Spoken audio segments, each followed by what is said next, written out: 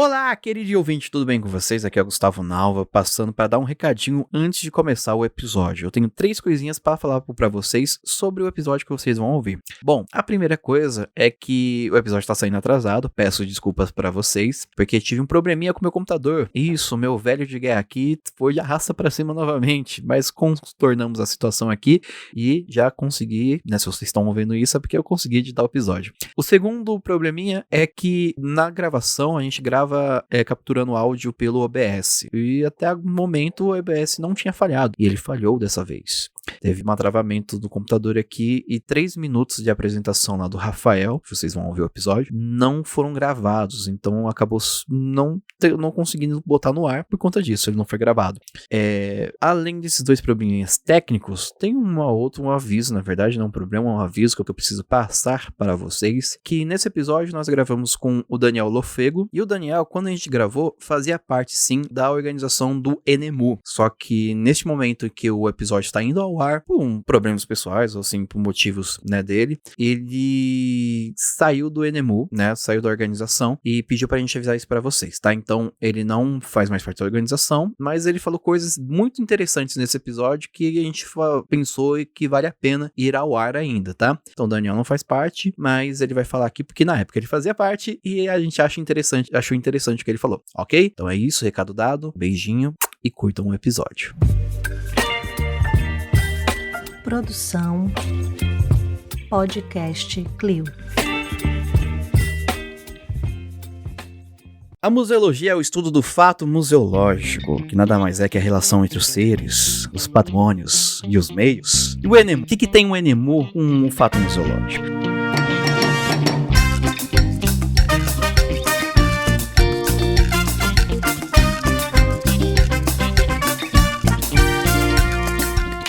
Olá, queridos museandes, tudo bem com vocês? Aqui é o Gustavo Nalva. Estamos começando mais um programa da Museando.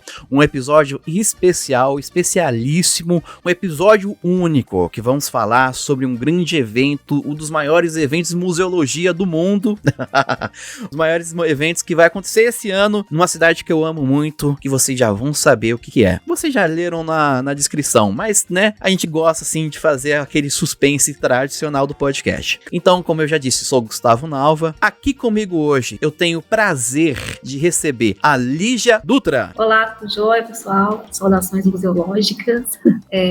No caso, né, eu sou a Lígia, eu sou aluna aqui da Universidade Federal de Minas Gerais, curso Museologia, já estou no último período, e eu sou integrante, né, da submissão científica cultural desse 13º encontro. Isso aí, mas fala um pouquinho sobre você, Lígia. Com quem você chupou laranja? Qual que é a sua trajetória? Então vamos lá, eu, né, fiz biblioteconomia, não gostei, achei um tédio, aí depois eu mudei para o curso de sistemas de informação, que mexia, né, na área de programação, mas aí eu acabei abandonando porque, digamos que a coordenadora me chamou, né, para conversar e ela falou, gente, o que você está fazendo aqui nessa área? Tipo assim, né, você não tem nada a ver com a área de exatas, você tem a ver com a área de humanas. Aí eu abandonei o curso, não porque, né, ela falou isso, mas por outras questões, e aí depois de um tempo eu voltei a prestar, né, no caso o Enem, né, para a universidade, e aí eu escolhi o curso de museologia. Por que eu escolhi museologia? Eu não queria, eu tenho mais, né, eu gosto mais dessa área, assim, de humanas, mas, por exemplo, história, só que eu não queria trabalhar puramente só com história.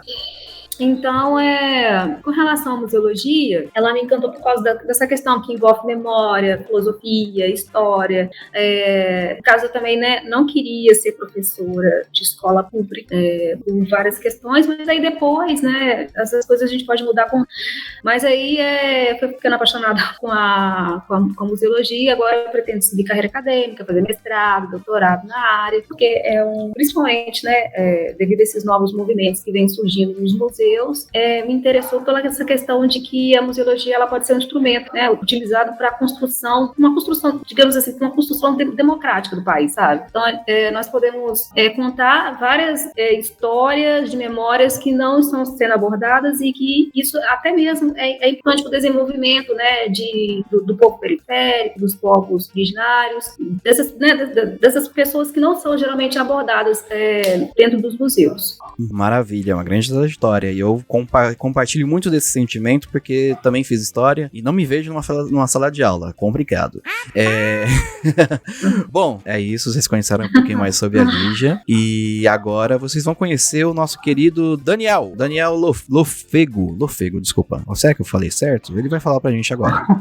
Porra, já me chamaram de polego. Mas é Lofego mesmo. Saudações, museanders. Você que tá aí nos ouvindo, indo pra faculdade, naquele ônibus lotado. Ave Maria, ninguém merece. Eu já estive no seu lugar e provavelmente estou ouvindo eu de novo. Meu nome é Daniel, sou Daniel Lofego.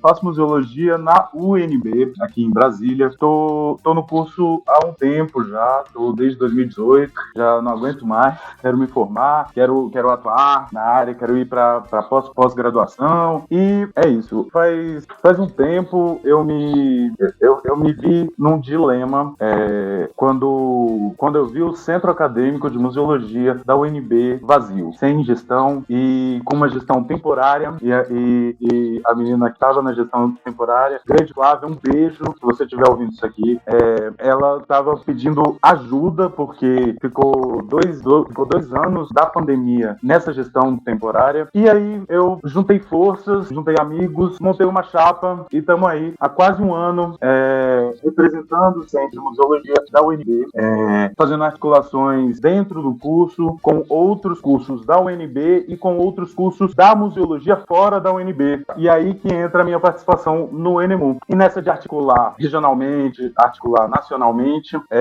eu percebi que havia que esse vácuo político estava se estendendo não só no caso da UNB, do meu cursinho de museologia da UNB, mas em nível nacional, não só na UNB, mas em nível nacional mesmo. Por quê?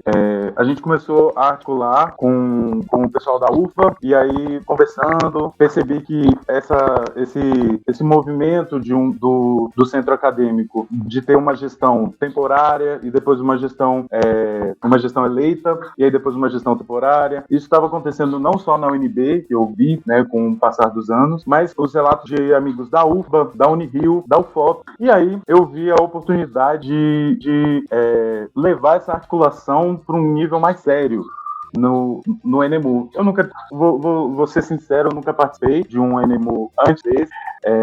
Maria de primeira viagem, acho que Lígia também né não, Lígia? Verdade, meu primeiro ENEMU, eu tô amando. Primeiro ENEMU, e a gente já está construindo por dentro, né? E ver essa oportunidade de participar do ENEMU, não só como ouvinte ou com nossos trabalhos, mas construir o evento junto. E essa oportunidade eu não consegui deixar de lado. Então é isso aí. Faço parte, assim como a Lígia, da subcomissão científica e cultural do ENEMU. A gente que corre atrás de grupos de trabalho, corre atrás de museus, de articular com outros centros acadêmicos, enfim, vamos conversar tudo isso aí. Tá certo, é isso mesmo. Ó, temos um militante aqui entre nós. Bora lá. Então, gente, aqui também tá o Rafael Rodrigues. Então, Rafael Rodrigues, bem-vindo ao Museano. Diga aí, quem é você, rapaz? Diga um pouco da sua trajetória. Bom, gente, boa noite. Boa noite a todos aqui, a todas, a todos e a todos, né? Obrigado, primeiramente, por estar participando aqui do Museando. Grande dedicação aqui pra gente que tá na graduação, né, de museologia, um curso tão maravilhoso como esse, né, gente? Mas então, eu sou Rafael Rodrigues, quem que sou eu na filha do Paulo, né? É isso aí, eu tô graduando em museologia na UFOP, eu comecei em 19.2, fiz alguns projetos, né, dentro da UFOP, atualmente já fui do CA, né, na representação estudantil do centro acadêmico, já participei de representação estudantil na relação cultural da UFOP também, representando os alunos, já trabalhei também no Museu da Farmácia, em questão de extensão, mas atualmente eu tô no projeto do laboratório que chama LAPACOM, Laboratório de Pesquisa de Arqueologia e Museus Comunitários, no Morro da Queimada. Atualmente a gente está fazendo um projeto que chama Amálgama Territorial, e eu estou fazendo a minha iniciação científica nesse projeto depois de um ano, né, fazendo extensão. Então agora, um dos principais focos de estudo mesmo é arqueologia comunitária, museus comunitários, né, e relação dos povos aqui de Ouro Preto em relação a todo esse patrimônio de arqueologia que tem aqui, né. Como que me levou a organizar, né, participar do ENEMU? ENEMU foi no terceiro período, né? Acho que eu estava para entrar, na verdade, no segundo período, em 2020, e a chapa Resistência, que era a chapa do CA, tinha brigado com o pessoal, né, lá no Rio de Janeiro para tentar trazer de novo o ENEMU. Brigaram, assim, né, no bom sentido, né, gente, de tentar trazer o ENEMU de volta, porque o ENEMU já tinha acontecido em Ouro Preto, né, e aí, com a grande luta, principalmente da Cássia, beijo Cássia, da Ressaquinha, inclusive, ela conseguiu trazer para Ouro Preto e a gente começou, né, então, na inscrição de 2020, eu me inscrevi para a comunicação do ENEMU, e, portanto, nisso aí a gente entrou, fez o Scope Projeto, ali, eu tava meio perdão, no segundo período, não tava nada acontecendo, nunca tinha mexido no anteprojeto na minha vida, e aí eu fiquei meio perdido, eles me convidaram para ser mediador da comunicação, né, e aí, naquele trabalho todo, então, o projeto inicial, tá lá no Instagram, inicialmente foi toda aquele, né,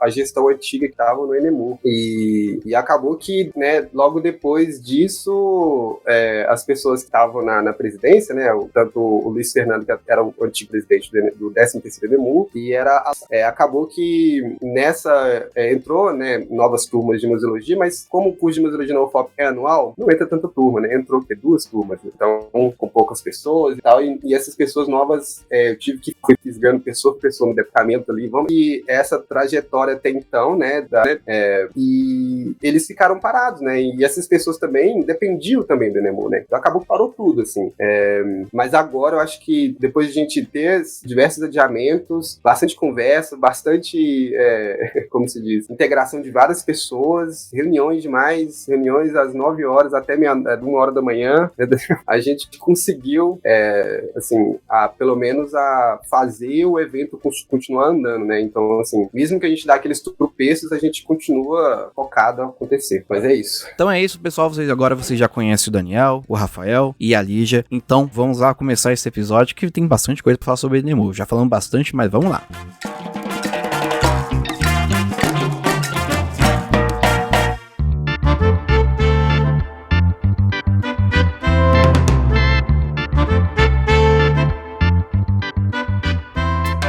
Mas eles ainda têm um pouquinho para falar sobre como eles chegaram até o ENEMU. Então, Lígia, você que queria complementar a sua fala, pode? Já fala pra gente como é que a trajetória de você fez a sua trajetória fez você chegar no seu primeiro ENEMU já organizando as coisas? Não, na verdade, o que acontece? Eu tava querendo participar, né, de um encontro nacional dos estudantes, que eu nunca tinha participado também. E aí eu queria, né, ter essa experiência, porque você vai, no caso, um encontro nacional, né, de estudantes, você tem interação com estudantes do Brasil inteiro, de várias culturas, né, pessoas que vão passando os ensinamentos que obtiveram nas universidades, etc e tal. Aí uma amiga falou assim, olha, tá aqui no Instagram, né, uma mensagem para vocês, começou o período de inscrição do evento para participar do ENEMU do próximo ano. Aí na hora que eu entrei em contato, lá para saber, né, qual que era o link para se inscrever, aí algum organizador do evento tinha falado, olha, o período de inscrições já passou, mas se você quiser, né, você pode participar da submissão. Aí tem vaga lá para ser integrante, né? Aí só você escolher qual subcomissão você tem interesse em participar, que ele vai pegar seus dados, etc, da universidade e tudo e tal. E aí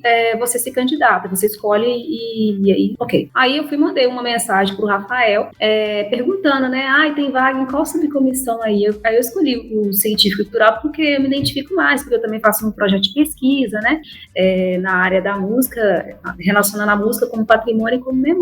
Então eu falei assim, eu vou mexer com essa área, então, de, né, científica e cultural. Aí o Rafael, no caso, desculpa, ele pegou, né, meus dados, né, os dados também da universidade, meu número de matrícula, etc e tal, e aí me falou, olha, o processo para entrar no grupo é assim, assado, etc.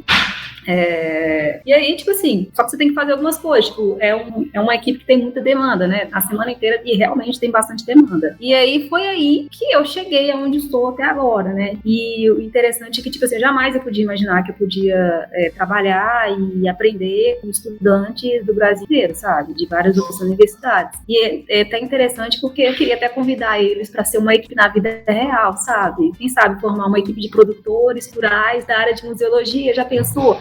Eu vou convidar vocês lá no grupo, tá? Vou falar pra todo mundo isso, porque, nossa, vocês são demais, realmente. A equipe científica cultural desse terceiro ENEMU é demais, eu amo demais. O pessoal todo, sabe? O pessoal do meu grupo. Seria isso. Tá certo. Não, gente, a Lígia é um amor de pessoa, e assim, eu tô pra ver uma pessoa mais arretada que nem a Lígia, porque é pra fazer articulação com o professor, ela vai atrás, ela manda bilhetinho pra debaixo da porta do gabinete do professor, tá ligado? O negócio aqui é hardcore.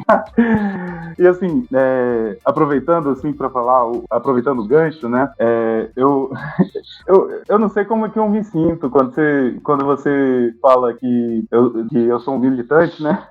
Porque, cara, eu nunca olhei pra mim dessa forma, assim, porque eu não vim de partido, eu não vim de movimento estudantil, de movimento social. Eu acho que essa necessidade que eu tive de trabalhar com a política do nosso campo, ele veio mais pela paixão pela museologia mesmo, assim, e estudando mesmo o que é a museologia e começando a entender o sentido político do nosso campo, sabe? O sentido político, ele é intrínseco ao nosso campo, a gente não consegue desvencilhar poder e memória, já dizia o Mário Chagas.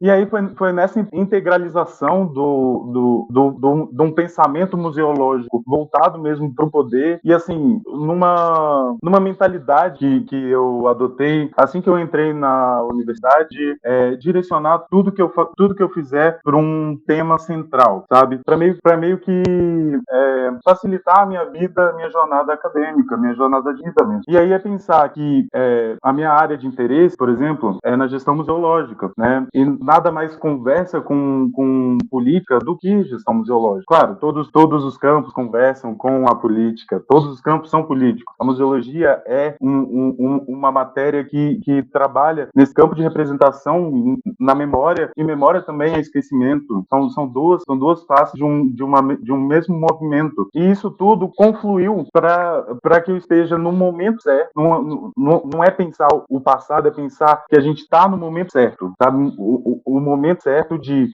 juntar com seus colegas, de se organizar, de levantar as demandas do nosso campo, levantar as demandas da nossa área e aparecer também, dar cara a tapa. E é por isso que eu, que Lígia, que todo mundo, que Rafael, todo mundo faz parte da construção do ENEMU, estamos fazendo. É pelo campo, é por amor à museologia. Gente, fica até emocionado. É por amor, gente. Museologia é pra quem não sabe, eu estou fazendo um curso técnico em museologia, não. Estou fazendo um curso técnico em turismo, né, pra gente tirar um dinheirinho de fim de semana. E essa semana o meu professor de inglês tem um nome certo assim, mas não é o inglês técnico, né? Ele falou assim, ó, quem trabalha com memória, quem trabalha com patrimônio, vocês fazem por amor mesmo, porque vocês têm muita coragem. E essa coragem eu não tô, ele dizendo, né? Essa coragem não é do sentido pejorativo, não, é de admiração, porque tem que ter muito amor mesmo pra gente trabalhar com patrimônio, com o Átila Tolentino, ele falou uma frase aqui na gravação que a gente até separou e colocou na nossa postagem, que ele fala que patrimônio é afeto, tanto que ele afeta cada um de uma maneira diferente, né? Então, você tem que ser afetado pelo patrimônio pra você ter esse amor tanto assim, pra poder, né, continuar nessa luta. Mas é isso, gente. Bom, agora que eles falaram um pouco sobre a trajetória deles aqui, eu queria saber, afinal, o que é o ENEMU, né? A gente tá falando aqui desde o começo o que é ENEMU, é ENU, sei lá, como é que é? O que é? Gente, explica pra mim. Então, gente, o que é o ENEMU? O ENEMU nada mais é do que o Encontro Nacional dos Estudantes de Museologia. Ele foi criado lá em 2004. As iniciativas, né, vieram de estudantes das escolas de museologia da Unirio de Janeiro, né, situado no Rio de Janeiro, e lá da Universidade Federal da Bahia. Então, o ENEMU ele está vinculado a uma executiva nacional, né, desses estudantes, né, do nosso curso de museologia, e também nós, digamos, estamos contemporaneamente se caracterizando por um evento como o maior evento estudantil de museologia aqui do Brasil. E ele, no caso, ele seria realizado, né, anualmente, mas aí teve aquela questão da pandemia e aí não pôde, né, ser realizado. Se eu não me me engano, o último Enemu foi realizado em 2018. Se o Daniel quiser me corrigir, se eu estiver errada, então aí ficou parado, né, para esse período da pandemia, agora nós estamos iniciando. Então imagine só, né, um tempão parado, sem conversar, sem trocar interações, experiências, e agora a gente está, digamos assim, colocando uma expectativa muito grande nesse evento que vai ocorrer. Por isso que é importante que as pessoas, né, que os estudantes do Brasil inteiro e também os interessados na área de museus possam comparecer, né, lá em Ouro Preto, para também, né, não só para alunos, mas também para todos que tiverem interesse. Se vocês quiserem, estamos lá, vamos receber de braços abertos, interações vai ser muito importantes para a gente também. Maravilha. Exatamente, Lígia. Talvez seja por isso, Gustavo, que você não tenha ouvido do Encontro Nacional dos Estudantes de Museologia. Deixa eu te fazer uma pergunta, assim. O Museando tem quanto tempo? Quando que vocês começaram no Museando? O Museando começou em outubro de 2019. Eu estava no segundo semestre do técnico de museologia. E eu acho, eu tô tentando puxar na memória aqui, eu acho que eu ouvi do Enemu no curso técnico. Mas assim, pra gente era algo mais, né, porque São Paulo meio que se isolou dessa questão da graduação de museologia, né? Outras questões aí que dá um bom episódio, mas um episódio polêmico. Mas é isso. Como a Lígia muito bem explicou, o Enemu ele é a instância maior de articulação de toda a classe estudantil de museologia. Assim, e aqui a gente está abarcando também o curso técnico, viu? Vocês não são deixados de lado, não. Assim, todos os cursos de graduação, né, do ensino superior, eles têm os seus eventos nacionais, que ocorrem normalmente ano após ano ou bienal. No caso do Enemu era anual, tá certo, Rafa? No caso do Enemu era anual, só que aí veio a pandemia, como a Lígia bem explicou, e deu uma parada, deu uma segurada, todo o movimento de articulação nacional dos estudantes de museologia. E aí a gente teve esse vácuo mesmo. É normal que os alunos não tenham ouvido falar, ainda mais os calores de pandemia, como é chamado, ainda mais os calores de pandemia, que nunca ouviram falar, nunca viram a movimentação de participar do encontro nacional. Isso é algo que, como eu falei, acontece em todos os cursos e é imprescindível para oxigenar o movimento estudantil daquele curso em específico.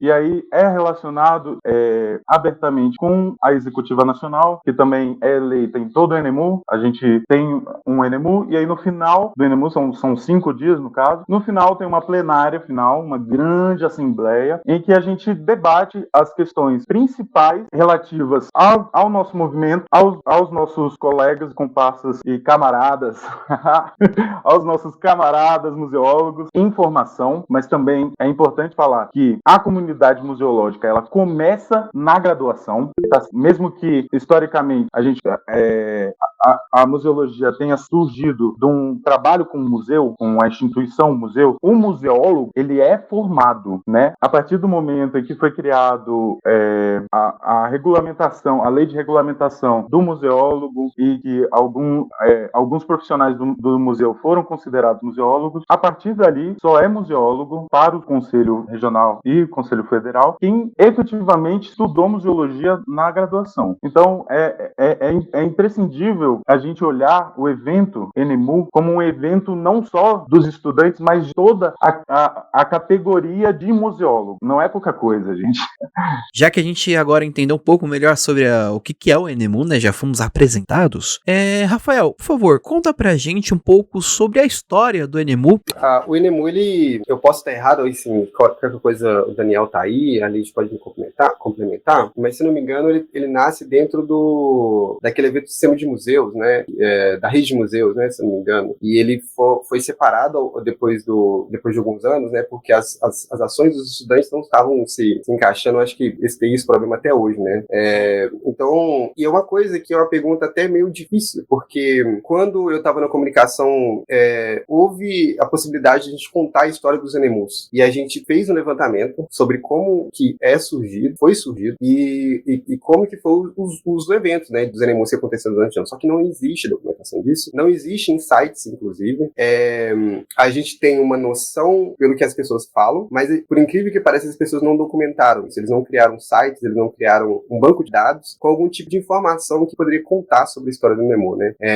A gente sabe que ele nasce dentro já de um seminário que já acontecia, e ele separa apenas para os estudantes. E nisso, né, algumas dessas coisas foram criadas, né, dentro do Nemu, para que auxiliasse o que fizesse mais sentido para o Nemu, como que a questão da executiva nacional e do Conselho de Estudantes, né, do Conselho Nacional dos Estudantes de Museologia, porque antes eles eram vinculados a esse sistema e ele acaba indo para o Nemu, né. Então, anualmente, ele é um evento que vai acontecer anualmente, ele é um evento que ele serve para poder publicar trabalhos dos alunos de museologia. Uma das funções, né, também dele é fazer essas integrações da executiva para que a executiva, tanto o conselho, seja anualmente remodelado, né, com as nossas gestões dentro da plenária final. Então, assim, é isso que eu imagino que eu pesquisei, né, sobre o Nemu até então. Então, era uma tarefa difícil pesquisar sobre a história do Nemu.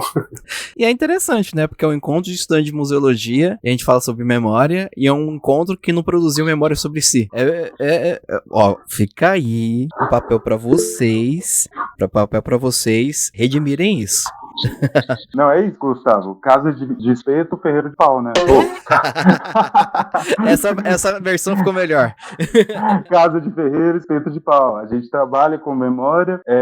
Houve o Nemu. O Nemu existe antes até de existir o Sebramos. Isso é interessante colocar. E mesmo assim a gente não tem registro palpável da história do Nemu. E aí cabe a nós e a vocês do futuro que estiverem nos ouvindo e que venham a calhar a fazer um próximo Nemu. A gente tem que manter a história do nosso movimento viva, sabe? A gente vai tentar, nesse 13º Nemu, abrir um espaço para que os alunos que tiverem memórias de Nemus passados submetam suas memorabilias, suas fotos, para a gente fazer um mural e, pelo menos na coletividade, resgatar essa memória. Mas até agora, institucionalizado, a gente não tem acesso. Tá aí o desafio para vocês. Inclusive, né, eu conheci um museólogo que participou do primeiro encontro, né?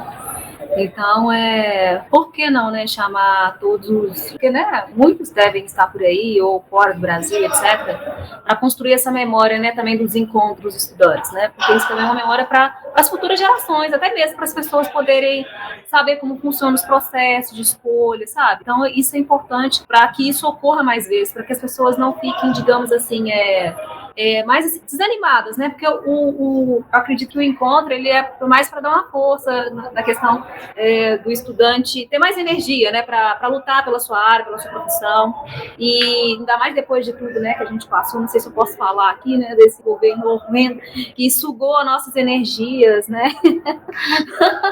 Então, tipo assim, é importante a gente manter viva a memória para que as futuras gerações não desanimem, porque para nossa profissão dar certo, né? Falando dar certo no sentido assim, para a gente seguir fazendo o que a gente faz, como museólogo, trabalhando com memória, é importante que a gente também fortaleça as nossas histórias, né? Deixe nossas histórias bem vivas, para que as futuras gerações continuem com esse caminho, porque senão para ninguém, né? Para não morrer no meio desse trajeto, principalmente com esses tipos de governos que apareceram por aí, né? Esses governos horrendos, né? Inclusive, a gente tem um dispositivo no Spotify, que é a caixa de perguntas. Então, vai lá na caixinha de perguntas agora, que você tá ouvindo, ouvinte aí, e responde pra gente nesse episódio. O Bolsonaro já foi preso? Só pra gente saber, tipo, deixar marcado ali na história, tá bom? E voltando sobre o Nemu é interessante porque ele é de 2004, vocês falaram, né? E a gente tá no 13º. Então, o Nemu é mais antigo que alguns cursos de museologia, né? Bem mais antigo. Bom, interessante. Tá sendo um episódio de descobertas. Bom, falando um pouquinho da história, e a gente já entendeu mais ou menos aqui por cima como é que se organiza o Nemu, né? Tem, ali a gente já falou que é de um grupo de trabalho, o Daniel, alguma coisa de comunicação, sei lá. Gente, fala como é que vocês se organizam, como é que vocês estão se organizando, e esse evento vai ser em Ouro Preto, né? Como é que vai rolar esse evento agora em 2023? Explica aqui que eu tô confuso igual meus nossos ouvintes. Bom, não é tão difícil assim, né? Primeiro, são formados especialmente apenas por alunos, né, de curso de museologia, e nessas organizações a gente divide por subcomissões, né? São atualmente 6 são 6, né? Que aí, na verdade, 2 se juntaram em uma. Que são subcomissões, e nessas subcomissões tem a representação de vice e mediador, que esses dois formam a comissão organizadora, né? Então tem uma comissão separada, que é a comissão organizadora, que refaz, né, essas outras camadas das outras subcomissões, né? E elas são do financeiro, a comunicação da infraestrutura, a do cerimonial, da científico-cultural e da comunicação e da secretaria. Então, nessas comissões, dividem 2 pessoas para cada um, e a gente vai demandando reuniões quinzenais, semanais, depende da demanda, né? Atualmente na científica, eu, né, tô na científica, nós 3 aqui somos na científica, né, que é basicamente a questão do corpo do evento inteiro, mas ainda tá faltando aí o Lucas e a Ivne, né? Beijo pra Ivne. Mas assim, acho que as informações de 2003, ela tem algumas coisas diferentes dos outros, mas eu acho que a gente coloca isso mais na próxima pauta, né? Porque a sua organização, ela faz a partir disso, né? Dessas subcomissões que conversam entre elas. Se alguém quiser falar alguma coisa sobre também. Não, é isso, tudo muito bem organizado. A gente tem a comissão organizadora, as subcomissões. O nosso presidente, que ainda não falou que é presidente, o Rafael está presidindo agora o ENEMU, pegou essa responsabilidade. E o que esperar do evento de 2023? Vocês podem esperar bastante debate dentro dos vários temas que estamos sugerindo, vários debates entre pares e apresentações de trabalho. Essa é a parte acadêmica, mas também tem a parte cultural, porque a gente é da subcomissão acadêmica e cultural. Então vocês podem esperar vários museus que vão estar de portas abertas para a gente ir visitar, várias mesas redondas com pessoas importantes da área, que vão sugerir reflexões importantes para você pensar a sua vida dentro da área da museologia mesmo, mas é muita confraternização também. É muito bom a gente aproveitar que a gente voltou para o presencial e se dar um abraço coletivo, assim. Vamos lá, museólogos! Vamos todo mundo se abraçar numa grande... Enfim. Eu acho também importante também imaginar, né, como a gente imagina que sempre houve aquela coisa, né, de os alunos eles ficarem muito receosos em relação à própria academia por não se sentir confiantes o suficiente para poder produzir ciência, né. Eu acho que o ENEMU, eu acho que todos os encontros nacionais, né, não só o ENEMU da museologia, mas todos os encontros nacionais, eles servem exatamente para isso, né, para poder fazer com que o aluno que está durante a graduação consiga entender esse corpo científico e se entender como corpo da ciência, né? E além disso, né, tem a questão da grande confraternização entre os estudantes de museologia do Brasil inteiro, né? E eu acho que esse evento, excepcionalmente, a gente está tratando de assuntos que abordam essas questões das lutas sociais que estão presentes dentro das politicagens, não só isso da política, mas que estão interferindo diretamente com a museologia também, né?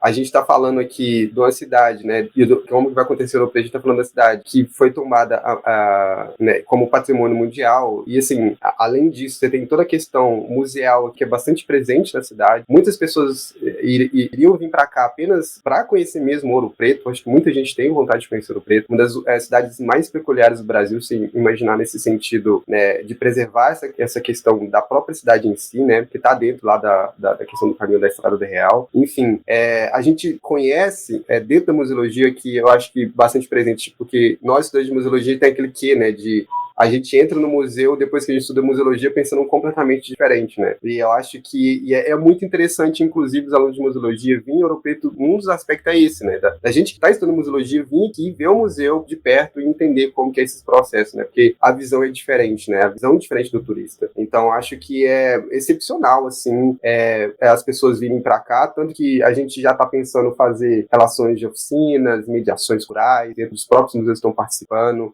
Aqui tem também a Sérgio Ouro Preto, tem o Ecomuseu, a gente está pensando também em fazer uma ação cultural lá, dentro do Ecomuseu da Serra de Ouro Preto. Enfim, várias ideias aqui, né? O Daniel comentou aqui o karaokê também, a gente está pensando em fazer a questão da dança, a gente tem o lugar aqui, né, que tem próximo da Igreja de Santa Efigênia, tem a Casa de Cultura Negra, a gente também está tentando conversar com eles para poder entrar dentro desse, né? Enfim, eu acho que são vários meios que a gente está tentando fazer para que não seja aquela coisa maçante de apresentar trabalho, temos que ir lá, vamos só apresentar e tudo mais. Não, é outra coisa, é uma imersão mesmo, sabe? De chegar aqui, você aproveitar todas as questões da cidade, a questão da própria UFOP que ela pode aproveitar, e também vir com vários questionamentos também, né? Não dizer que é tudo mil maravilhas, mas entender esses questionamentos e levantar, né, pra frente, que é isso. Mas então, isso que o Rafael falou é muito importante, né, com relação às atividades que vão ser apresentadas, com relação, né, aos questionamentos voltados para a questão científica e acadêmica, também é importante, e também a questão da interação, né, da interação que nós vamos ter depois de tantos anos, como já havia abordado anteriormente.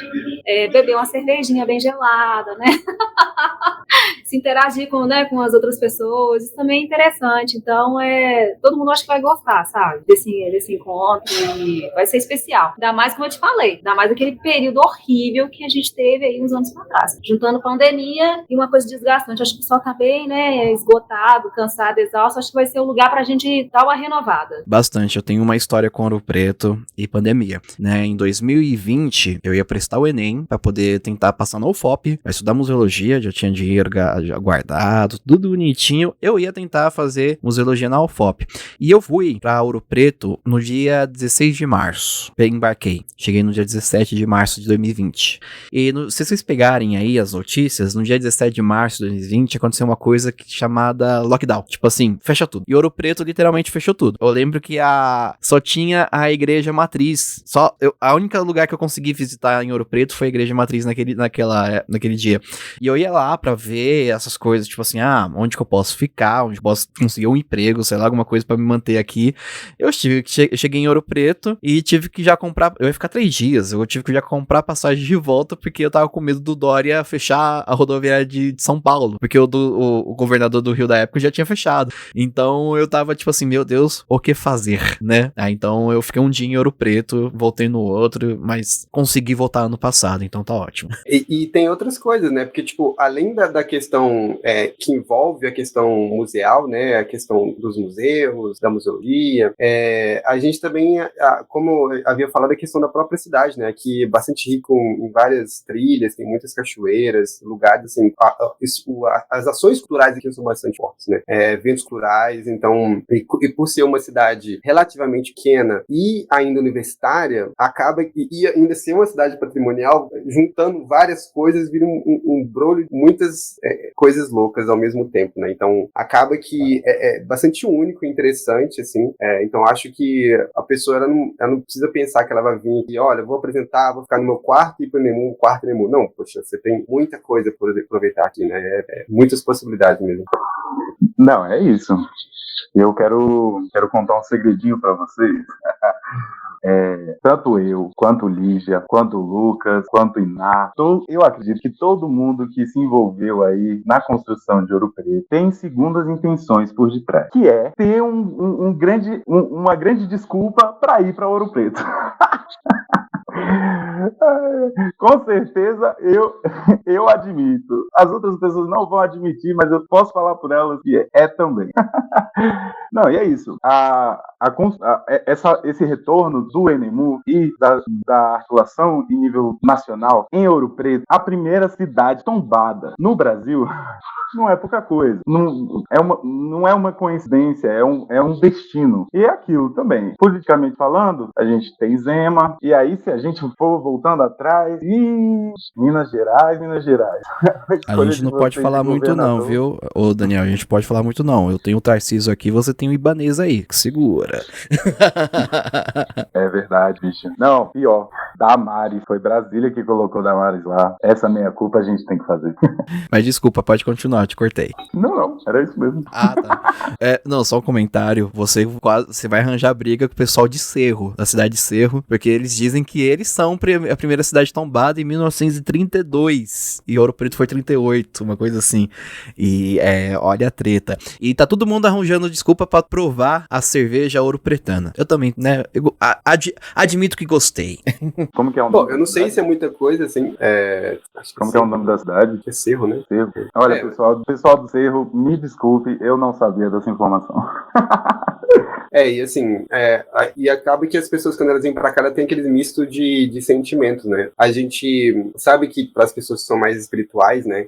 Aqui carrega muitas coisas espirituais, então muita gente tem essa, né? Porque é bastante forte, né? Bastante presente, porque foi preservada a memória colonial, né? E entender como que foi forte esse processo, né? E acaba que, como a fala que eu estava tendo antes, em relação a esse pensamento crítico, né? É bastante bom salientar para o aluno de museologia, quando eles for fazer essas visitas nos museus de Ouro Preto, ter esse pensamento, sabe? Pensamento crítico, entender os processos da história, né? Porque, assim, o museu maior, né? O Museu do IBRAM, o Museu da Confidência ali no centro da cidade, uma coisa enorme, esplêndido, prédio enorme, colocando a cara de Ouro Preto, assim, né? Ouro Preto, Museu da Confidência. Contando a história, né? Da Inconfidência Mineira e tudo mais. E a gente sabe que a história da Inconfidência, há muitos anos, é debatida em relação à tradição inventada, da questão do Tiradentes, enfim. Então acaba que o Museu da Inconfidência, ele carrega, não só o Museu da Inconfidência, mas os museus de Ouro Preto mesmo carregam, né, essa coisa de falar assim, colonial, sabe? É o colonial. Então você tem um restaurante colonial, você tem o hotel colonial, a pousada colonial. Então, assim,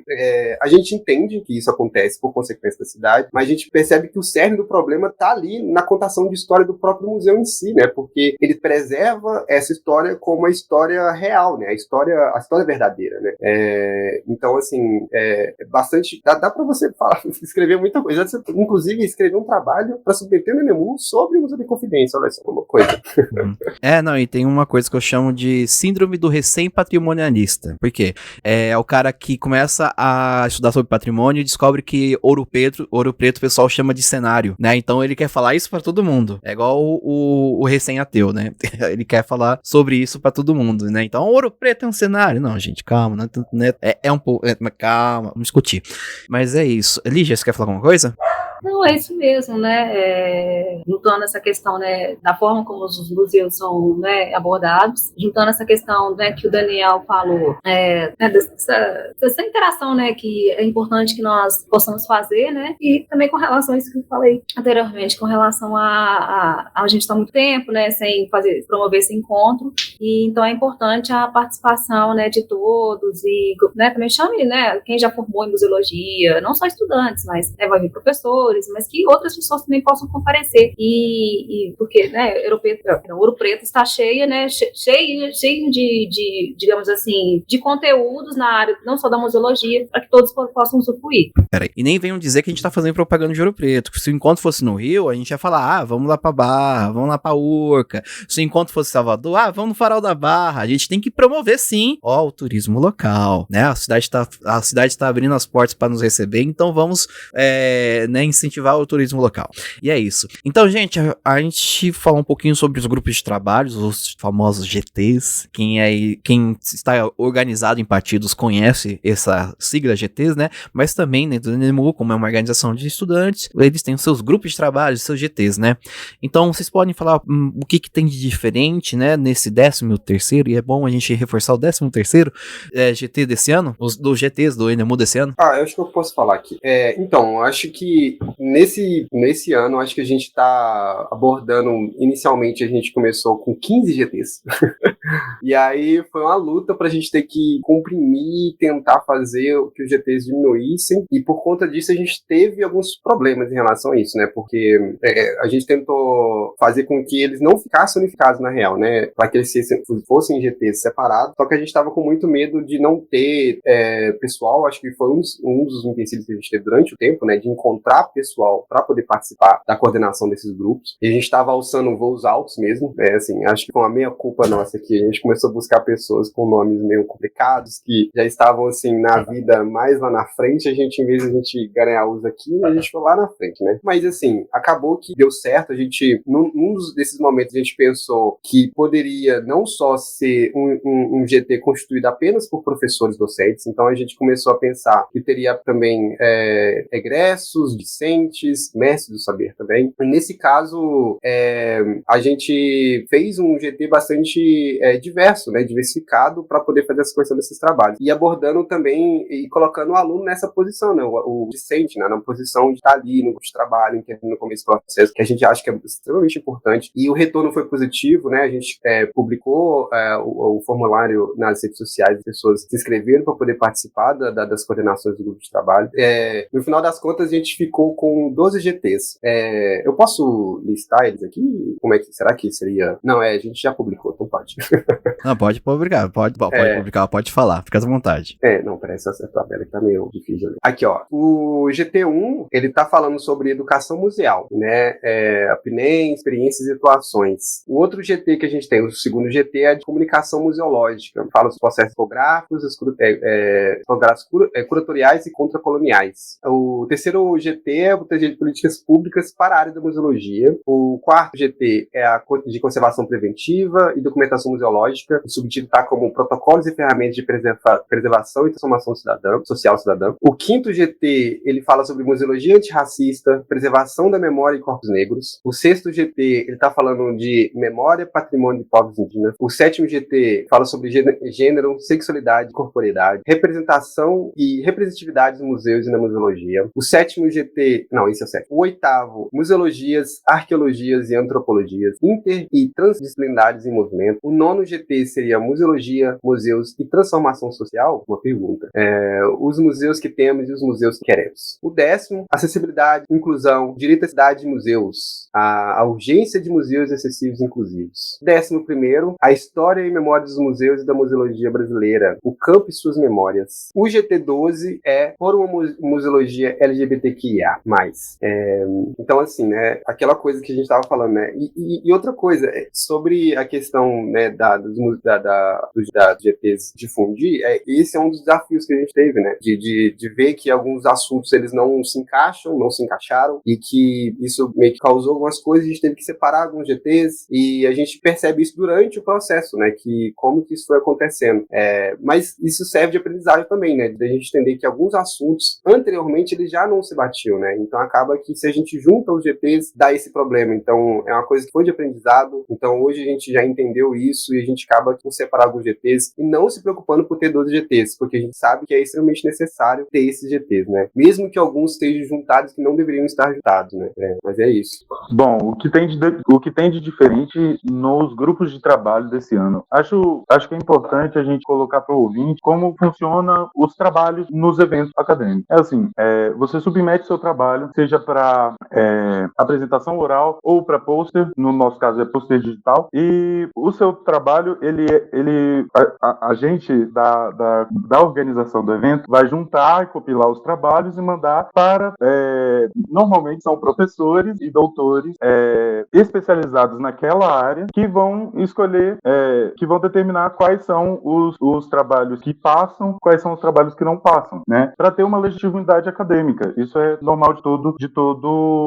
evento. O pulo do gato que a gente trouxe para essa 13ª edição é pensar em como se dá a hierarquia da universidade, do ensino universitário. É questionar por que o aluno não pode também ser aquela pessoa que valida o conhecimento. Por que tem que ser só o doutor? Por que o conhecimento só é validado quando produzido pelo doutor? E aí a gente firma o pé no chão com a decisão de abrir um espaço para os alunos fazerem parte dessa comissão científica que cada GT tem para escolher seus trabalhos. E esse é o movimento. Exatamente. O evento nacional dos estudantes como diz o nome, feito pelos estudantes para os estudantes, entende? O aluno tem que estar em principal, tem que estar no holofote. O aluno, vou falar algo horrível agora, o aluno é o musealizado. Tô brincando, gente, pelo amor de Deus. Polêmicas. Mas assim, o destaque tá para o aluno. E aí, como é que normalmente ocorre essa formulação dos GTs, né? Como que se escolhem os GTs normalmente nos Enemus muito passados? Era aberto um edital para os professores se juntarem e submeterem as suas ideias de GTs. A gente inverteu a ordem. A gente passou, e Rafael tá de prova, a gente passou meio ano, sabe, do ano passado, juntando, pesquisando, perguntando para todo mundo quais que são os temas e as pesquisas que estão em voga pelos alunos das mais diversas universidades. E aí a gente fez esse levantamento absurdo, juntamos a subcomissão científica e elencamos, assim, fala muito de comunicação, fala muito de museus de transformações sociais, fala-se muito de museus de gênero, fala-se muito de questões raciais, fala-se muito de questões indígenas.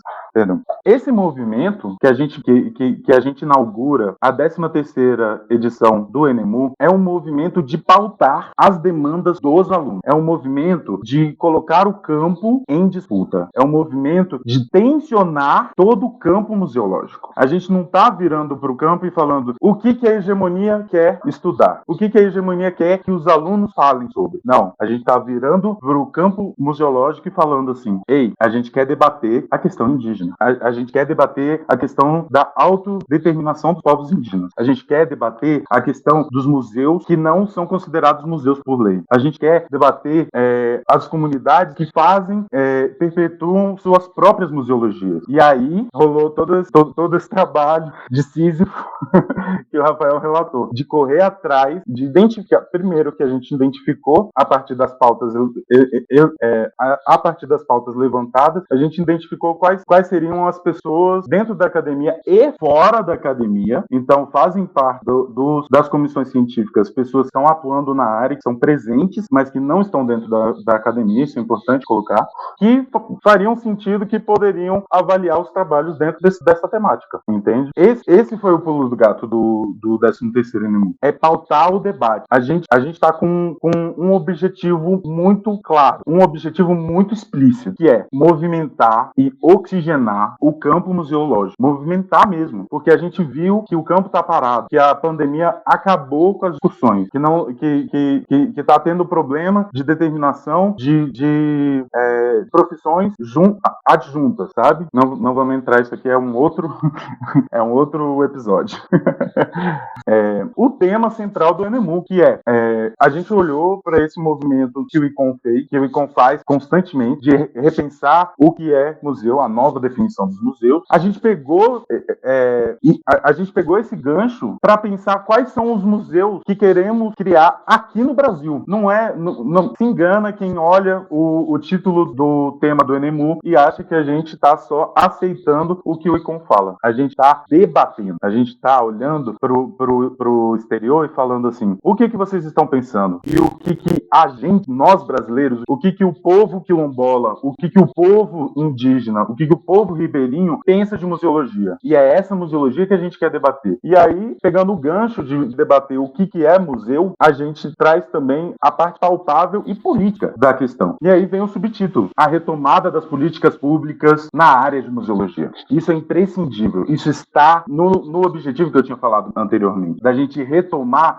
a discussão sobre as políticas públicas em volta da área, entende? Isso é imprescindível no momento em que a Lígia já apontou, um momento de reconstrução, um momento que a gente já acabou com o fascismo, né? Acabou não, um momento que a gente tirou um fascista do poder, que estava destruindo completamente a área da cultura e deixando o museu pegar fogo. E é isso, tem que colocar o dedo na ferida mesmo para ser escatológico, deixando o museu pegar fogo, sabe? E agora é o momento de juntar a área e pensar, não vamos deixar mais que nenhum museu pegue fogo, não vamos deixar mais que nenhum museu perpetue uma visão sobre os negros que se resume à escravidão. Isso não é ok. E é isso que a gente vem conversar. Seria o Enemu o manifesto da museologia contemporânea? Olha aí.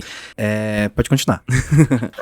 Eu ia falar uma coisa sobre isso também, que inclusive, na versão quando a gente estava, né, na primeira, lá em 2020, quando a gente tinha pensado em Enemu, o debate inicial para o tema era sobre os trabalhos que os graduandos de museologia têm feito no Brasil. Então a gente fazia um levantamento de todas as pesquisas já produzidas para os alunos, né, no Brasil, e quando vê essa nova leva, né, de novas pessoas que entraram dentro do Enemô, e essas pessoas de fórum, a gente entendeu que esse assunto não era mais relevante, né, para o debate do Enemô. A gente entende que houve uma pandemia inteira, né, e todo um governo do Bolsonaro nesse meio, né, então você imaginar que a partir do momento que a gente entende que urge a necessidade das políticas públicas, né, e que não só isso, como vem agora, né, com essa nova definição de museus, a gente entende que também ela é também problemática, né, e que ela também deve ser discutida, né, porque ela não foi discutida amplamente como ela poderia ser discutida inicialmente, que ela foi pensada a ser discutida, né? Ela pensou ser discutida amplamente, só que acaba que ela não aborda o que ela deve ser abordada. O museu é para ser antirracista, né, como é uma das perguntas que a gente foi norteada, né, do novo tema, né, e essa é uma das coisas, né, que fez com que a gente mudasse essa linha justamente por causa das necessidades atuais do evento. Não, e o nosso queridíssimo apresentador aqui do Museando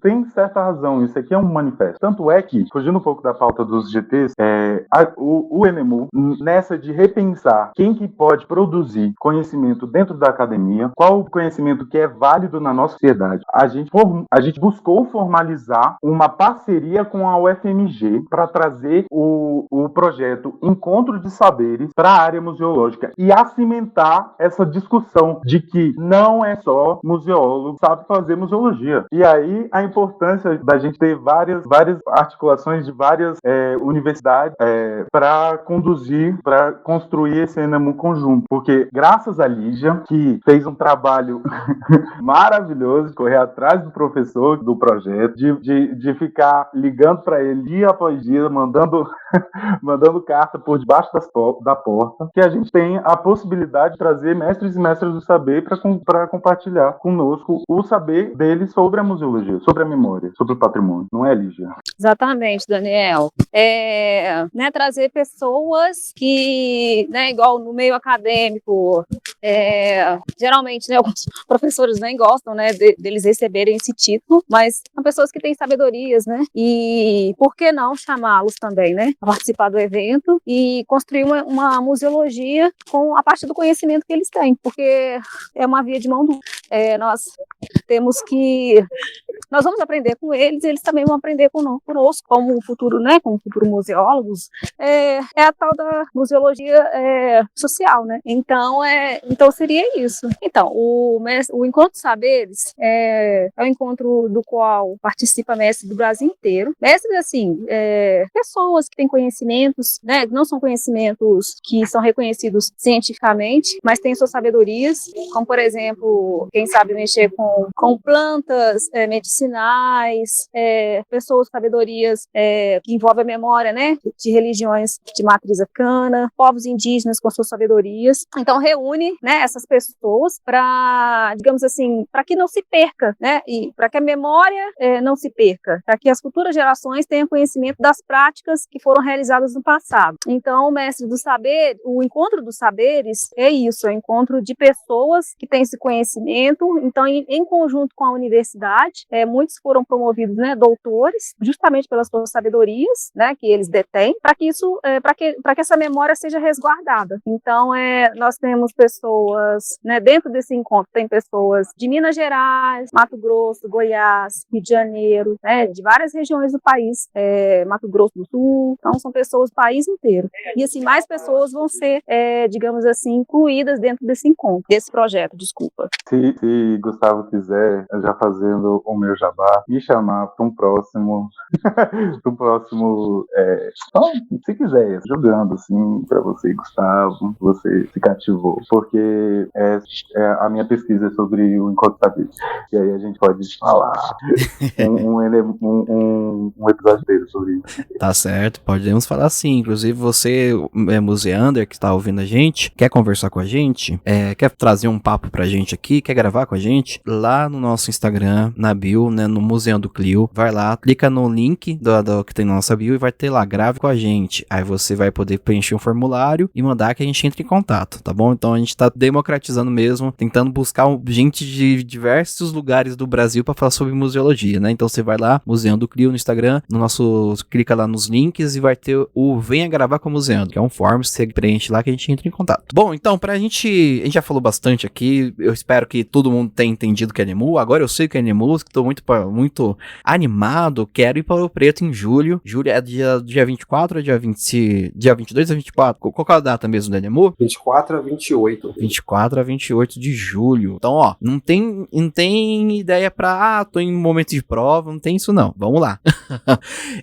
Bom, pra gente encerrar aqui agora, eu queria perguntar pra vocês, né? Qual que é a importância do aluno, da aluna, do alune, deles irem para o encontro, né? Já faz propaganda pro pessoal ir de vez. Além das coisas que a gente falou, né? A gente já listou diversas coisas, né? Da própria cidade em si, da própria importância da existência de Ouro Preto em si, né? Pro aluno de museologia estar vindo aqui. Além disso, né? A gente entende que o NEMU, ele, né, pelo menos para mim, né? Na minha visão, eu acredito que o NEMU, ele serve como um espelho, né? Pro aluno ali e como forma também de experiência, né?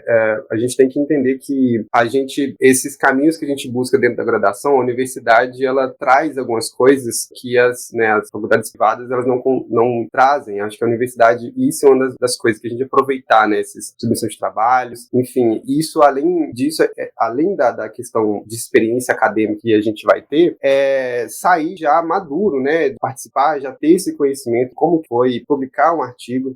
Inclusive, uma dos diferenciais desse ano que vai ter no NEMU, que acho que a gente não falou, inclusive a gente, né, falou um pouco, mas não falou também disso, que era a questão dos anais do NEMU, né? Olha só, uma das coisas que muitos dos trabalhos, muitos dos outros NEMUs, eles não abordam sobre esses trabalhos que foram apresentados antes, né? Então acaba que o que a gente pensou foi fazer com que esses trabalhos que foram submetidos sejam publicados nos anais numa revista científica, né? Então acaba que o aluno, dentro da graduação, ele vai conseguir publicar o seu trabalho e depois disso ter a sua participação na revista, né? Nos anais do NEMU, ao final dele ter essa publicação. Então, além dele ter submissão do trabalho dentro do evento, ele ainda vai ter o seu trabalho publicado numa revista científica propriamente feita por alunos para os alunos, né? Então, assim, eu acho que é extremamente importante a gente enfatizar isso, né? Porque, às vezes, muita gente que está entrando na graduação agora não consegue entender a importância de submeter um trabalho, mas a gente coloca aqui, né, para essas pessoas que não têm essa informação, para poder apresentar que isso vai engrandecer muito seu curricular lá, assim, manda jobs, vai ter pra caramba depois disso, vai ser seu diferencial. E além, né, dessas questões científicas, tem a questão da experiência que a pessoa vai ter, né, indo em outra cidade, conhecendo pessoas de outros cursos, tem diversos outros eventos culturais, de ações. Então, assim, não vejo por que o aluno de museologia não está organizando ainda. Inclusive, veja com a sua universidade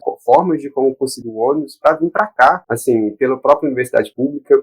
A gente já está fazendo essa conexão, né, com os outros CAs, para a gente conseguir fazer com que as universidades financiem esses ônibus para trazer os alunos cá. Então, assim, eu acho que é muito importante a participação de todas e todos. Não, como o Rafael falou, participar do evento nacional do seu curso é assim, gente, imprescindível para quem quer continuar na carreira acadêmica, mas também é imprescindível para quem quer atuar, se colocar na área, tipo, se empoderar como um futuro profissional, sabe? Por quê? Porque a nossa área não é muito grande, a gente tem que ser franco, a nossa área não é muito grande, parece um ovo, todo mundo meio que conhece. Então, qualquer oportunidade que você tem para se lançar nesse mundo museológico, você tem que ir lá e pegar. É isso. E isso é pro aluno individual. Então, se você faz museologia, se você terminou a graduação de museologia, venha pro NEMU, que vai ser, eu lhe garanto, vai ser uma experiência ímpar na sua corrida profissional. Agora, para quem está na parte dos centros acadêmicos, na parte de pesquisa, para os professores, talvez, eu não sei, talvez os professores estejam ouvindo isso. Gente, é imprescindível a participação de vocês. É uma participação política, a participação no NEMU desse ano e dos próximos também. Então, conversem com seus colegas, mande esse episódio do Museando para os seus colegas, compartilhe, sabe? E chame todo todo mundo. Enche o saco do seu centro acadêmico para encher o saco do colegiado da sua universidade para conseguir um transporte e vir pela sua universidade, sabe? Eu acho que se a gente tem um dever para ingressar nesse mundo museológico, eu acho que essa é a oportunidade de ouro.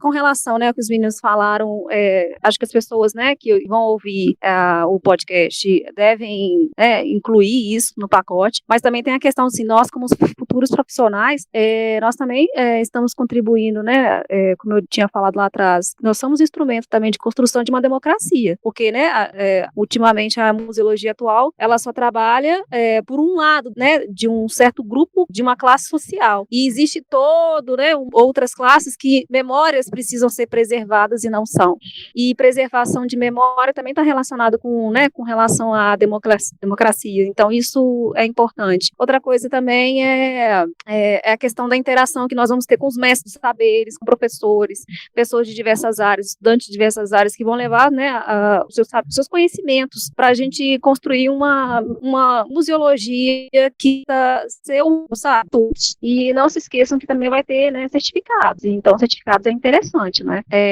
pegou a parte de interação, de pessoas com mestres de saberes, professores de diversas áreas, né, porque vão professores de diversas partes do país, estudantes diversos, e é importante porque a museologia, porque ela é importante para a construção, né, para o desenvolvimento de uma sociedade, como questão da preservação da memória. E a gente não pode se preocupar com a preservação de memória só de uma certa classe da sociedade. Existem outras memórias que estão se perdendo e a gente também tem que trabalhar por isso. Como estudantes, como cidadãos, que também, né, estamos trabalhando para a preservação dessas memórias que, né, por não ter políticas públicas, e a gente tem que trabalhar junto também para desenvolver políticas públicas para que essas memórias sejam preservadas. Habla mesmo. Importante falar que o evento não é exclusivo para alunos de museologia. Ele é feito voltado para alunos de museologia, mas se você faz se você não faz um curso nenhum, você também está muito bem-vindo. Faça sua inscrição e apareça. Convide seu cônjuge, você que é de museologia. Traga a família. Traga a sua família. Quem tem carteirinha do Sesc e quem vai de carro, eu recomendo se hospedar no Sesc. A hospedagem por pessoa que tem carteirinha tá R$89. Então, mas tem que ir de carro porque ele é bem longe do centro de Ouro Preto, mas é uma hospedagem boa, tá bom, gente? É isso. Bom, pode falar, Rafael. Sobre a hospedagem aí, então, é uma das coisas que a gente estava discutindo, né, inclusive, a gente está na possibilidade de ter uns lugares para as pessoas ficarem aqui que não vão ter condições de conseguir hospedar. Acho que é uma coisa importante aí para os alunos ficarem sabendo, que, assim, se der tudo certo, a gente vai anunciar, tá, gente, dentro das inscrições, dentro das redes sociais, a gente vai estar bem informado lá, só seguir as páginas do Instagram, e que lá vai estar mostrando, né, que a gente vai ter, possivelmente a pessoa, sei lá, leva um colchonete, uma barraca e já consegue ficar no lugar, assim, tranquilo. Maravilha, então não tem mais desculpa, gente. Conversa aí, vai aí na sua universidade, faz uma vaquinha online, inclusive tem a vaquinha do Enemu, né, vamos falar sobre isso depois. Faz uma vaquinha aí, junta dinheiro e vamos para Ouro Preto, que não tem mais desculpa, porque a gente tá arranjando, dá pra ir, tá bom? Inclusive, talvez vocês me encontrem lá, talvez, vamos ver, veremos. É isso, então, inclusive, pra gente encerrar, tem vaquinha do Enemu. Podem falar sobre a vaquinha? Exatamente, como vocês todos sabem, é um evento produzido por estudantes sem fins lucrativos. A gente não arrecada dinheiro nisso, a gente tenta, basicamente, o evento ele é feito a partir dos ingressos, basicamente, dos estudantes, então, assim, muita dificuldade para poder montar um evento sem a gente ter um norte, um financiamento norteador, né, escravinhas por amor, exatamente. A gente faz isso tudo porque a gente gosta mesmo, gente. Então, assim, entender que é muito complicado a gente conseguir achar patrocínio, algum tipo de apoio. A gente está na correria, gigantesca com a Secretaria de Cultura, com o Ministério da Cultura, com as empresas locais, né, com os próprios museus em si, para tentar pegar todo tipo de ajuda possível. E, assim, a vaquinha é uma delas, né? Acho que a vaquinha, a gente tá ainda engatinhando, tá dando meio certo, mas, assim, qualquer ajudinha, sabe, gente? Assim, não precisa ser o seu salário do mês, gente. A gente pode ser um lanche ali, R$5, R$7, isso ajuda demais o nosso evento, assim, R$5 de cada um vai ajudar demais. E, assim, gente, todo o dinheiro ele vai ser revestido completamente pro evento. Então, assim, a gente não tira absolutamente nada do dinheiro, então muitas coisas a gente vai conseguir, a gente tá conseguindo de graça para não ter que gastar, enfim, mas assim, faz esse esforço, gente, eu acho que vai ajudar pra caramba, muito, muito mesmo.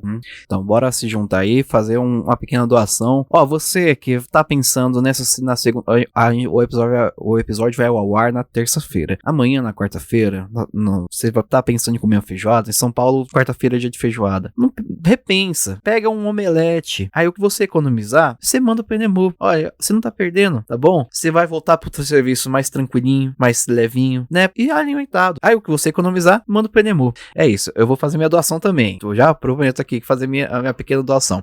E é isso, gente. Brigadão. A gente já falou bastante sobre o Enemu aqui. O Daniel quer falar alguma coisa? Queria plantar a sementinha do mal aqui nas pessoas que fazem esse maravilhoso podcast, que é o Museando. E se a gente fizesse um encontro do Museando? Eita! Olha, dá pra levar uma convidada. Tem a Tainá Keller, que gravou com a gente. Ela é restauradora e conservadora, mora em BH, mas é mora em BH, é de Belo Horizonte, difícil.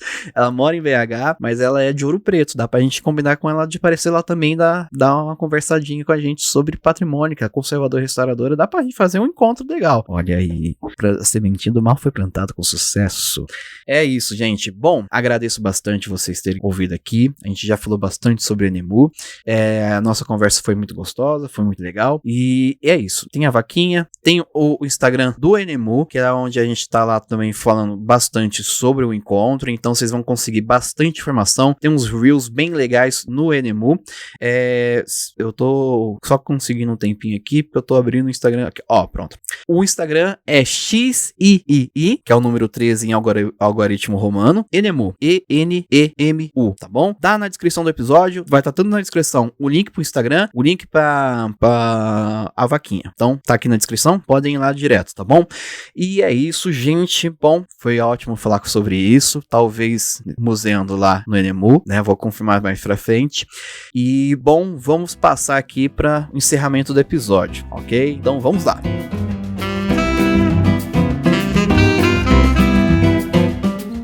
Bom, nesse finalzinho de episódio, a gente costuma fazer alguma indicação, indicar filmes, livros, alguma coisa sobre o tema, alguma coisa sobre, não sobre o tema.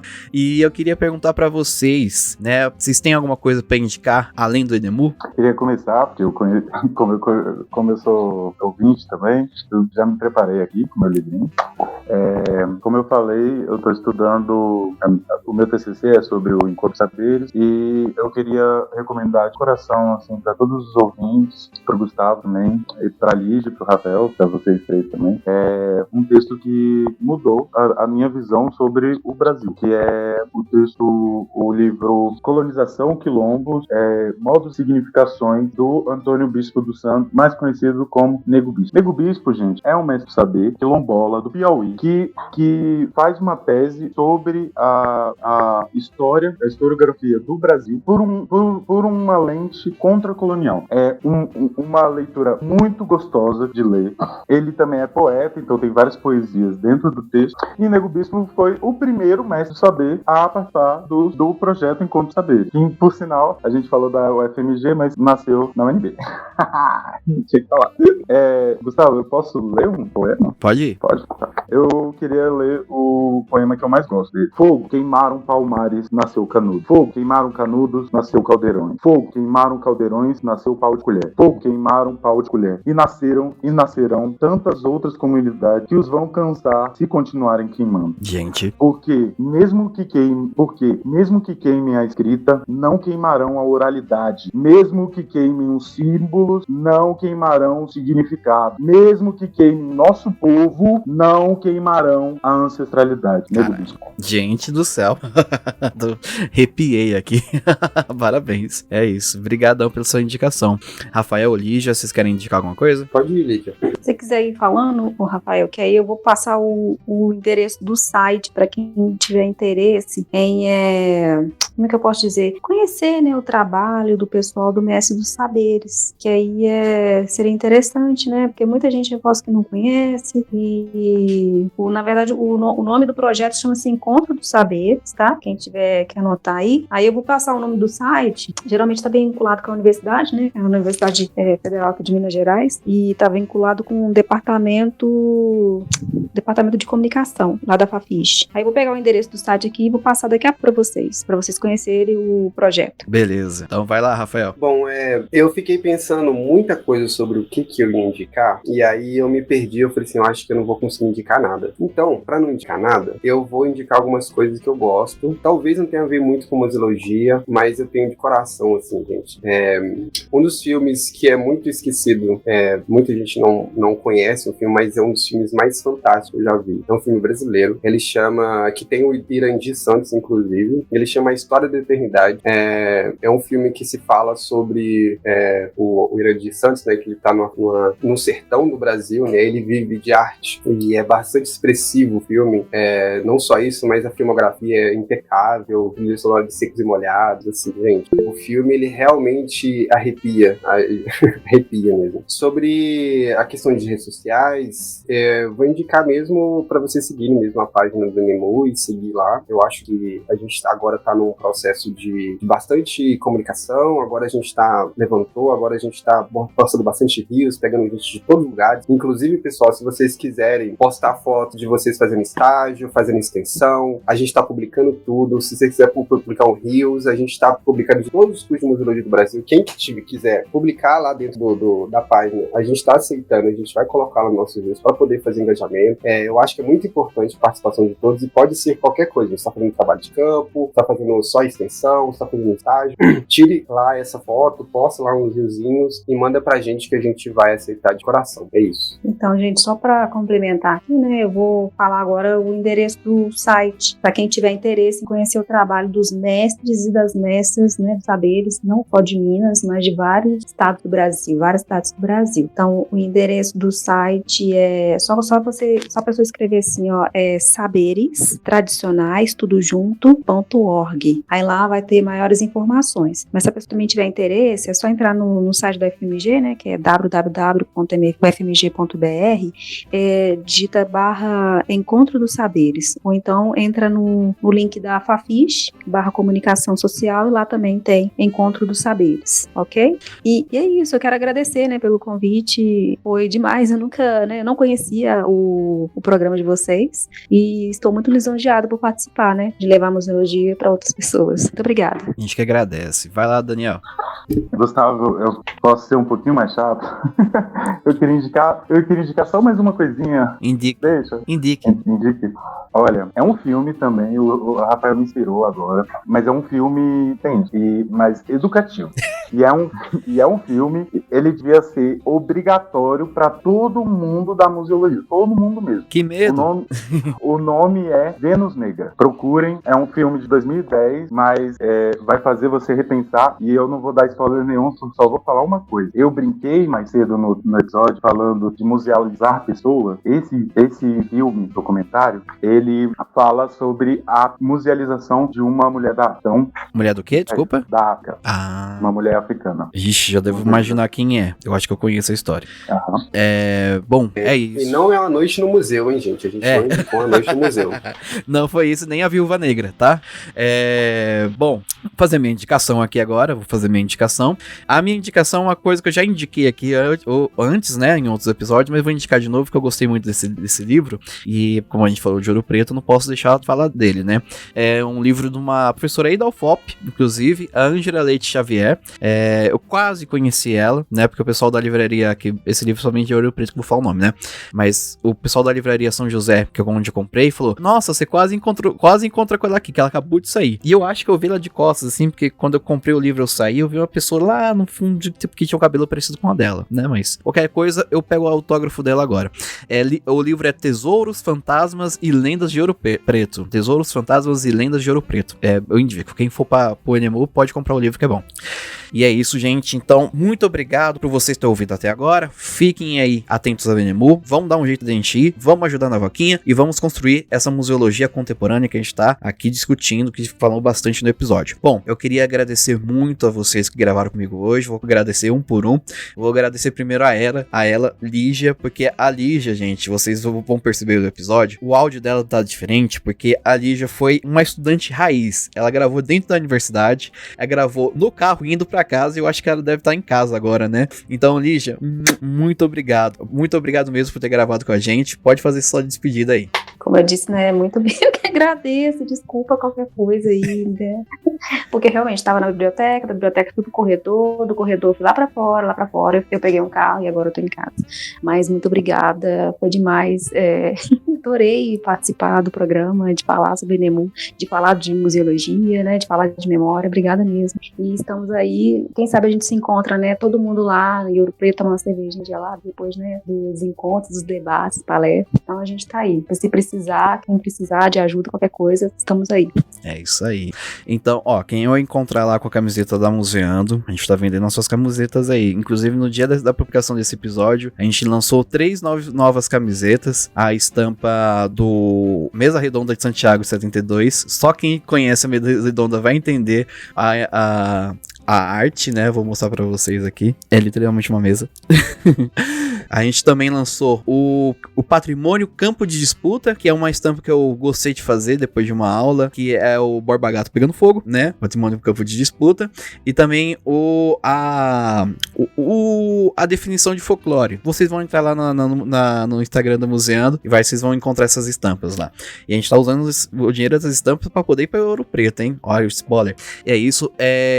Daniel, muito obrigado por gravar esse episódio com a gente hoje. Eu fiquei feliz de saber que você ouve a Museando. Tamo aí nos ouvidinhos de Brasília. Cara, muito obrigado por abrir espaço. De verdade, eu amo esse programa. Quando você se apaixona pelo campo, você busca mídias, né, falando sobre. E o Museando foi um podcast que me acalentou, sabe? Aquelas vontades de consumir museologia, mas não de ler texto. Importante. Inclusive, eu acho que tem um mercado aí, para quem tá ouvindo, sabe, de audiovisual, um mercado no YouTube sobre museologia que não tá explorado. Eu gostaria muito de consumir o conteúdo aí de vocês se for começar um canal no YouTube. No mais, eu tô muito feliz de vocês terem aberto a sua agradeço novamente. Ter participado desse podcast me fez pensar e refletir o quanto que eu gosto de falar sobre museologia e me deu ainda mais hype pra ir no NEMU. Ainda mais hype. Aí sim. Espero que o sentimento seja compartilhado. Mas é isso. Um beijão, viu, pra vocês, museandeiros. É isso. Bom, sobre o YouTube, a gente tentou, mas a gente não tem muitos equipamentos pra poder ocupar esse espaço. A gente vai mandando no podcast por enquanto, mas eu tentei ocupar esse espaço há mais ou menos 3 anos atrás, em 2019. Se você pesquisar o que é museologia no YouTube, o segundo vídeo vai ser um vídeo meu que eu tô de jaqueta de couro, explicando o que é museologia. Mas é isso. Rafael, muito obrigado por gravar com a gente. Foi um episódio muito especial e eu só tenho a agradecer. Muito obrigado mesmo. Nossa, que isso. A gente que agradece, assim. A gente, acho que foi bastante importante pro NEMU. Eu que tô aqui em Ouro Preto, assim, a gente viu como de perto, né, como foi esse processo do NEMU difícil, assim. Então a gente tem esse espaço aqui, eu acho que é de grande importância, não só pra gente aqui do NEMU, mas acho que para todos os estudantes do NEMU. Muito obrigado a vocês por ter dado esse espaço pra gente, para dar essa voz pros alunos de museologia, principalmente para quem não sabia, inclusive, né? Eu acho que é riquíssimo, foi uma experiência mágica que para mim foi um meio caótico, eu tava numa ansiedade terrível quando eu descobri que eu ia participar. Depois que eu saí da aula hoje, era 9 horas, aí lá as mensagens, cadê você? Meu Deus do céu, eu vou correr, eu tô aí correndo lá da universidade pra vir gravar. E assim, é só ansiedade, mas aqui vocês me deixaram bem mais calmo, acho que o episódio foi super tranquilo. Agora, com certeza, vou ser um assíduo, só pra não dizer que eu tô mentindo, gente, tava escutando aqui, o podcast, fazendo dever de casa, viu, escutando o podcast essa semana, não conhecia também como a Lídia, mas eu sou um assíduo escutador, Escutador, ouvinte, ouvinte de podcast. E agora mais um, né? Eu acho que vai estar no coração para sempre. Espero vocês lá, gente. Muito obrigado a todos. Isso aí. E muito obrigado, Museander, por ter ouvido esse episódio. E nos encontramos lá em Ouro Preto. Então, mais uma vez, obrigado, Rafael, Daniel, Lídia, Iná, a Ive, todo mundo que tá aí na subcomissão de Ouro Preto. Então, muito obrigado a todo mundo aí que tá produzindo, fazendo o NMU acontecer. Então, é isso. Os museus e o NMU seguem vivos.